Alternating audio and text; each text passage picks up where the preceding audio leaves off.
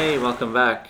Today we're going to take a look at this thing. This is a camera that I recently got on eBay for a pretty good price, but it's broken. So this was made just after World War II in the 40s still.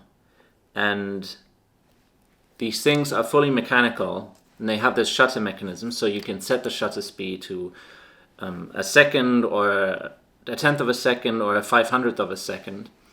And there's this mechanism inside that should open the shutter for the correct amount of time. But these things gunk up over time, and what's happening with this is for low shutter speeds, the shutter doesn't really close at all anymore, and for the higher ones, I think it exposes for much longer than it should. And I took this thing to a camera repair shop, and they quoted me £800, which is about $1,000 to fix this and also some other things with this camera. But the broken shutter is the only thing I really care about. And I'm not going to pay that much money for it. So I did what you do in those kinds of situations. I went on YouTube and I watched a few videos on how to fix these things. And how hard can it be, right? Well, we'll see how it goes. It is actually pretty hard. But it can't get any more broken than it already is. Actually, it probably can, but it is broken. I can't use it the way it is now, and maybe I can fix it, and then I can have some fun with it. One thing that's cool about this is that it's a twin lens reflex camera, so you see that it has two lenses, and one lens is used for focusing, and the other one is used for taking pictures. I've drawn something here so I can explain how this works so that we know what to look for when we crack it open. So this is a simplified drawing of a single lens reflex camera. That's not this kind, that's the kind that you're probably familiar with. Old single lens reflex film cameras basically looked like modern cameras. So these things have a single lens, and while you're focusing, the light comes in through the lens, gets reflected up by this mirror here, and then towards your eye, towards the viewfinder. And you look through that, and you look out the one lens that the camera has. And to take a picture, when you press the shutter, you have the film in the back, and you have a shutter in front of it.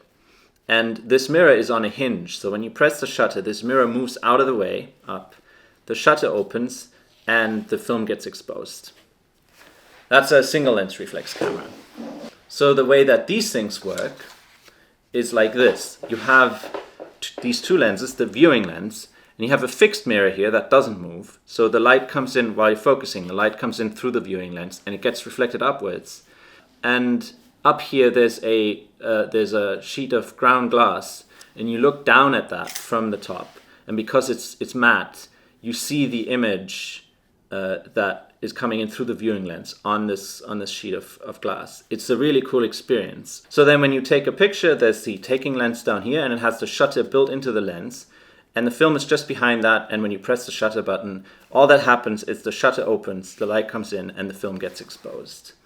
And no mirror moves, so these things are mechanically a lot less complex than single lens reflex cameras, and fewer things can break. The only thing in this that is really mechanically complex is the shutter mechanism, and that is what is broken, so that's why we have to open this up. Okay, first let's start with the chimney. We'll take this off and we'll see the mirror inside, and it's probably all dirty, and I'm gonna give it a good clean.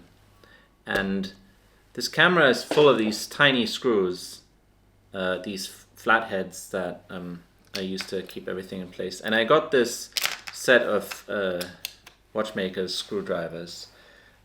They were pretty cheap, and they're not great quality. The problem with these is that the edge on these flatheads is too dull to slot into the screws. So I have to get my sharpening stone and just sharpen these like a knife so that I can use them to unscrew these screws.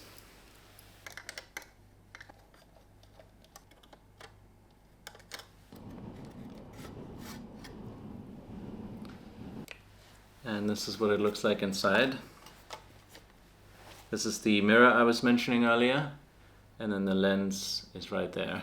I think I'm just going to clean the glass and then the mirror, and inside I'm going to clean a little bit as well. Okay.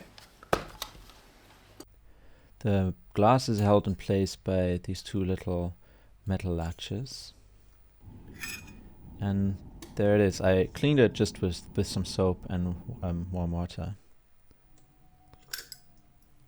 This is the mirror that was pretty dirty. I cleaned that as well after I got it out.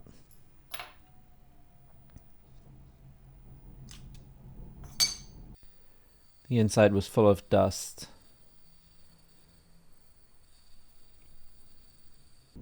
There even was a dead insect, or maybe that was just its skin and it had molted in there. I cleaned this part of the camera with rubbing alcohol, and I think it made the paint come off. Maybe that was too aggressive.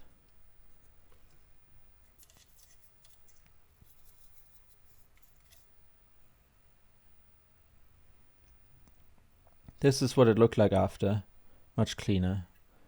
And this is me putting the mirror back in place.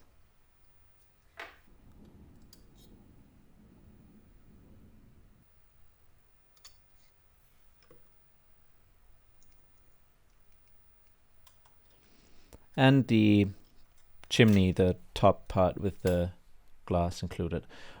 Okay, this is it.